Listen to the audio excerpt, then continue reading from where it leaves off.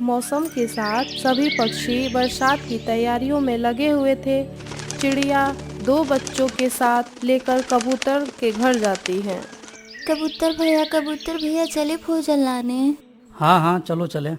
आज तो मौसम ठीक है, लेकिन मुझे लग रहा है शाम तक बारिश शुरू हो जाएगी। हम बच्चों को साथ नहीं लेकर जा सकते हैं। कबूतर भैया, मेरे बच्चे अभी छोटे हैं, इन्हें घर पे अकेला छोड़ के नहीं जा सकती हूँ। तो फिर हम ऐसा करते हैं, बच्चों को हम कौवे और कौवी के पास छोड़ देते हैं। वो हमारे बच्चों का ख्याल रखेंगे और हम अपने भोजन में से कुछ भोजन उन्हें भी दे देंगे।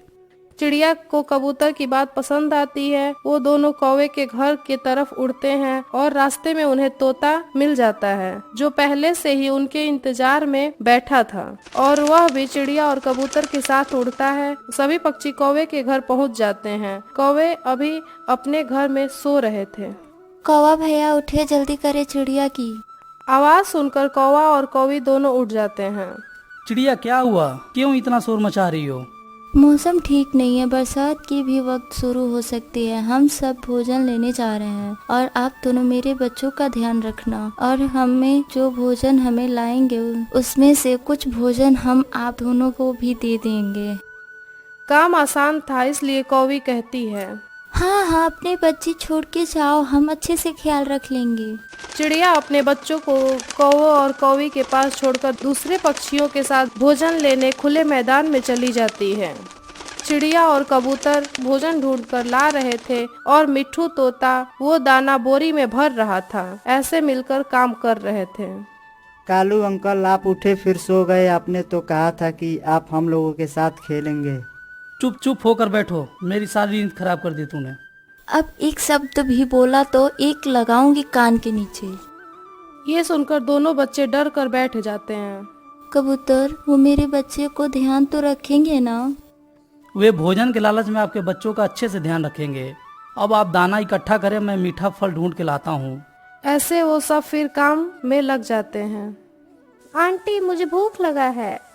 हाँ, तो अपनी माँ को बताना चाहिए था ना। मैं कोई तुम्हारी माँ थोड़ी हूँ कि तुम्हें मैं खाना ला कर दूंगी। तुम मुंह बंद करके चुपचाप बैठ जाओ। छोटू भैया, हम मामा को बताएंगे कि आंटी हमें खाना नहीं दे रही थी। तेरी ऐसी की तैसी, तू चुप नहीं रहता। फिर कौवा उठकर छोटू के कान के नीचे दे मारा और छोटू रोने लगा। ये बच्चे तो बहुत तंग कर रहे हैं। जब भी मेरी आंख लग रही है तो ये रोना शुरू कर दे रहे हैं। शाम हो जाती है और शाम होने के साथ साथ आसमान पर गहरा बादल छा जाता है। कबूतर भैया, अब हमें वापस जाना चाहिए। आसमान पर बादल छा रहे हैं, लगता है अभी बारिश शुरू होने वाली है। बहन, दो मैं बोरी उठा लेता हूँ, आप ये फल पकड़ लो। नहीं मिट्ठू, भोजन की बोरी मैं उठा लेता हूँ। ऐसा ही वो सब वहाँ से निकल जाते हैं और थोड़ी देर बाद वह कौवे के घर पहुँच जाते हैं। उनको देखकर चिड़िया के बच्चे जोर जोर से रोना शुरू कर देते हैं। कौवा और कौवी भी उनको देखकर उठकर बैठ जाते हैं। मम्मा मम्मा, कौवे अंकल ने मुझे मारा है। मेरे कान के नीचे भी मारा है कौवे अंकल ने। चिड़िया बहन, तुम्हारा यह बच्चा बहुत ही शरारती है। बार बार बाहर जाने की जिद कर रहा था। बहुत समझाने पर भी नहीं माना, तो मैंने एक लगा दिया। झूठ झूठ मम्मा, ये अंकल झूठ बोल रहे हैं।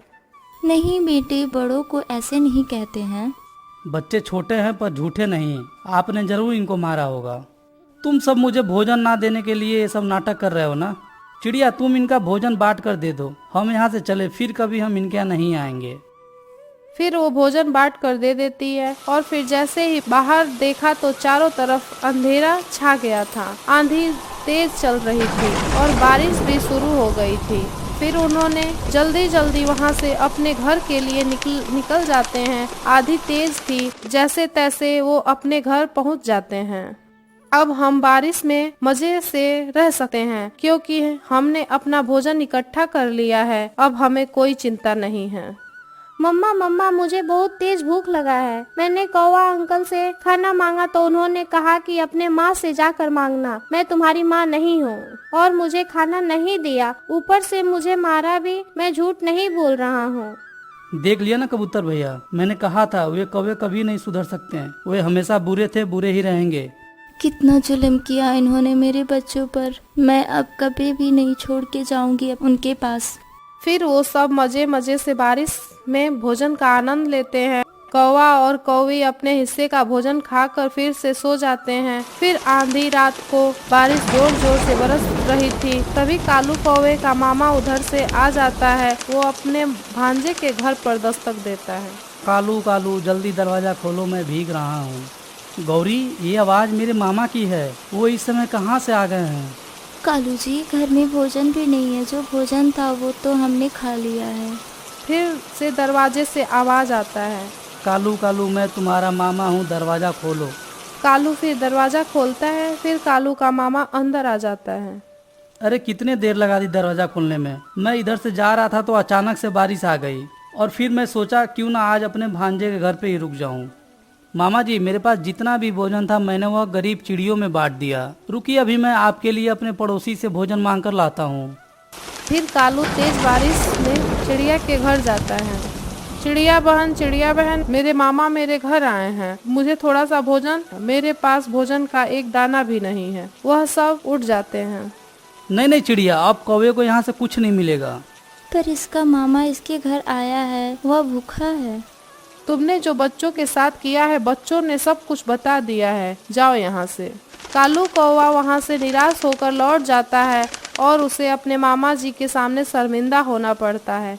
इसलिए बच्चों, हमें इस कहानी से यह सीख मिलती है कि जैसा करोगे वैसा भरोगे। अगर वह चिड़िया के बच्चों के साथ गलत नहीं किया रहता तो उसे वह भोजन मिल जाता। अपने मामा के सामने शर्मिंदा नहीं होना पड़ता।